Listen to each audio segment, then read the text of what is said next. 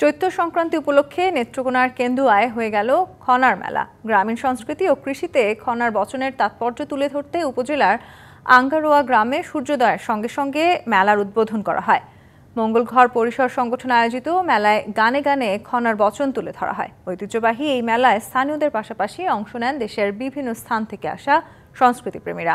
এ সময় খনার উপর বিশেষ আলোচনা পর্বে বক্তব্য দেন লেখক ও গবেষক পাভেল পার্থ, প্রাকৃতিক কৃষি আন্দোলনের সংগঠক দেলোয়ার জাহান।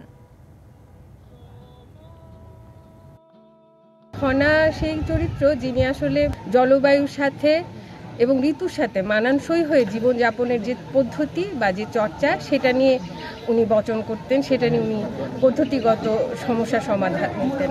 নারী নেতৃত্বকে আমরা দমন করছি বাংলাদেশের পুরুষতান্ত্রিক সমাজ, কিন্তু এর মধ্যে কিছু নারী আছে যারা আসলে সবসময় জীবিত এবং খনা আমাদের সবার মধ্যে আছে।